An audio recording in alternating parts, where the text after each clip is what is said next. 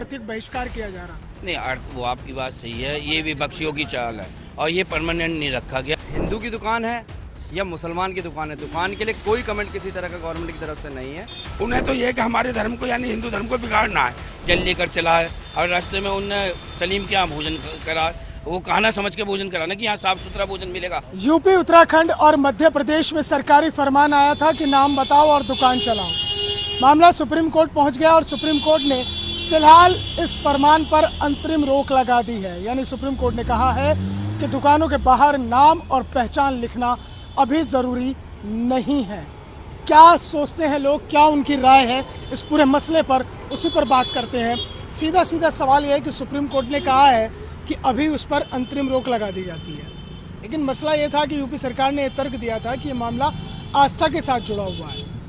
लाखों कांवड़िया हरिद्वार से जल लेकर और कांवड़ लेकर चलता है, वो उसके आस्था के साथ है और उसमें वो वहाँ से नहा धोकर जल उठाता है और बिगर रास्ते में जो भी खान पीन खाता है, ना तो उसमें वो कोई प्याज ना किसी चीज़ का। अब रास्ते में किसी सलीम नाम का भोजनालय है, उस पर सलीम खाना लिखा हुआ है और चला उसे सलीम रहा है, तो उससे ये पता लगता है कि अंदर नॉन वेज बन रहा है, वेज बन रहा है। और वहाँ से तो वो आस्था से लेकर जल लेकर चला है और रास्ते में उनने सलीम के यहाँ भोजन करा, वो कहना समझ के भोजन करा ना कि यहाँ साफ़ सुथरा भोजन मिलेगा, लेकिन वहाँ नॉन वेज है, क्या है, किस तरह का। तो इस वजह से उन्होंने जो करा है वो इस वजह से करा है कि आप केवल खान पीन की जो वस्तु है और ये कांवड़ का टाइम है तो उस पर अपना नाम लिख के, मैं सलीम हूँ तो सलीम लिख के, और कहना के नाम से रेस्टोरेंट तो कहना लिखा जाए। नहीं तो इससे आपको नहीं लगता कि इससे दूरियां भी बढ़ेंगी? और आर्थिक बहिष्कार का है जो याचिकाकर्ता की ओर से सुप्रीम कोर्ट में डाला गया, उसमें कहा गया कि आर्थिक बहिष्कार किया जा रहा। नहीं, वो आपकी बात सही है, ये विपक्षियों की चाल है और ये परमानेंट नहीं रखा गया। और ये नहीं रखा गया कि मेरठ स्टील के नाम से कोई सलीम दुकान चला रहा है तो उसे वो मेरठ स्टील वाला जो है वो सलीम के नाम से लिखा है। ये तो इस टाइम जो कांवड़ का चल रहा है तो कांवड़ के हिसाब से लिखा गया, लेकिन कुछ लोग इसे गुमराह कर रहे हैं और इसे एक आने वाला टाइम चुनाव का, उपचुनाव का टाइम है तो उसको उसके साथ जोड़कर रखा जा रहा है। नहीं, ये मतलब उस चीज़ को जोड़कर देख रहे हैं। खान पान के चीज़ पे ही तो कहा था, बाकी तो और जो आप दुकान चला रहे हैं चलाते रहो, फ्रिज बेचो, एसी बेचो, मोटर मैकेनिक, कुछ भी करो। सब दुकान के लिए तो कुछ कहा भी नहीं है ना। दुकान के लिए गवर्नमेंट की तरफ से भी ना ही कोई ऐसा आदेश है कि दुकान भी इस नाम की जगह इस नाम से हो जानी चाहिए। मान लीजिए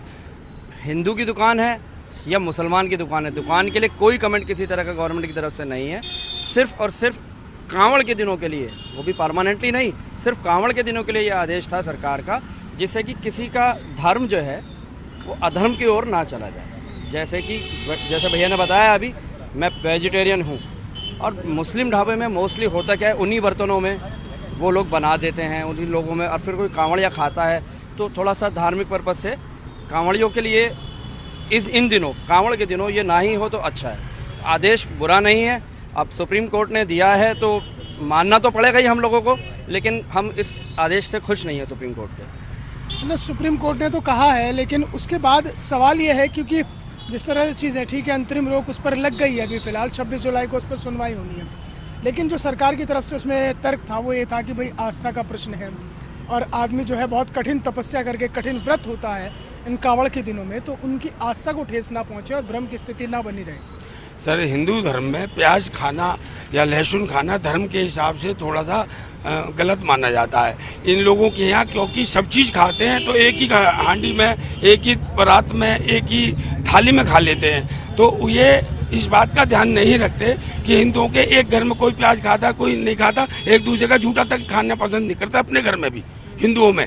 तो ये इस बात को ध्यान रखते हुए कि काबिलियत धार्मिक प्रवृत्ति के होते हैं, धर्म का काम कर रहे हैं, तो उनको कोई ऊंची नीच की चीज़ है, क्योंकि इधर एक इस्लामिक फोबिया चल रहा है। उन्हें तो ये कि हमारे धर्म को यानी हिंदू धर्म को बिगाड़ना है, उन्हें कुछ ना कुछ चाहे थूक लगा करके, चाहे कैसे उन चीज़ों को दूषित करना है, इन धर्म को से विचलित करना है, वो करने के लिए इस तरह की वो फैलाई जा रही हैं। तो इसके लिए अगर नाम लिख भी दिया जाएगा तो उसमें कौन सा गुनाह है भाई? हमें विश्वास नहीं हो रहा, आदमी झूठा पानी पिला रहा है या थूक लगा के रोटी, तो कह रहे हैं कि आर्थिक बहिष्कार कर रहे हो आप, उनका रोजगार छीन रहे हो। तो उनकी मतलब छोटी सोच है और ये सिर्फ विपक्षियों की चाल है।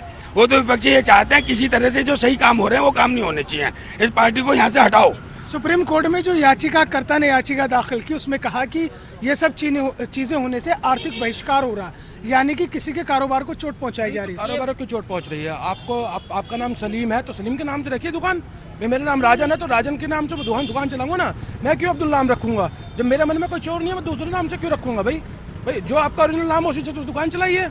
अब खूब दुकानदारी होगी आपकी, इसमें क्या ऑब्जेक्शन है? आस्था के साथ जोड़ दिया ना इस मामले को। आस्था के साथ जोड़ा है क्योंकि आप ये खुद देखिए, सावन का महीना पवित्र महीना है, लाखों कांवड़िया आता है, अपने आस्था के हिसाब से आता है और वहाँ गंदगी मिलती है।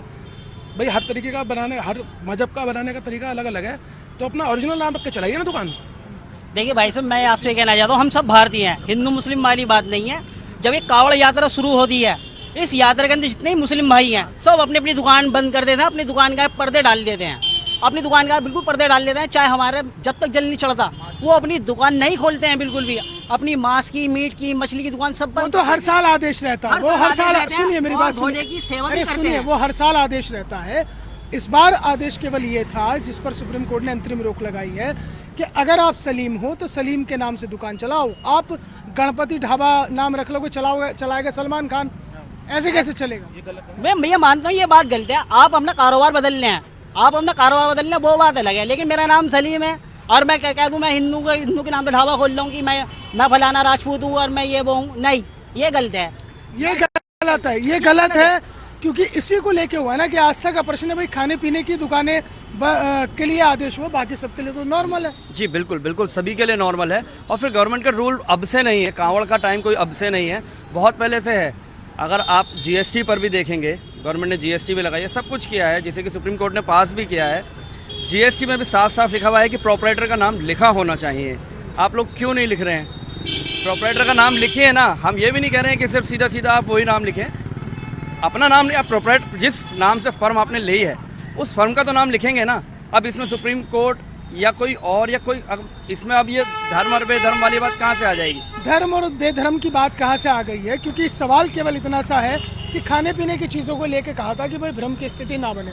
बाकी तो आप जो आपको कारोबार आप कर रहे हैं आप करते रहिए। आपको तो हलाला का भी चाहिए, आपको तो हलाला का भी चाहिए, उस पर लगा बाकायदा सर्टिफिकेट मिलते हैं हलाला के। आप तो सिर्फ हलाला का इस्तेमाल करोगे, भाई हम कहाँ जाएँ ये बताओ?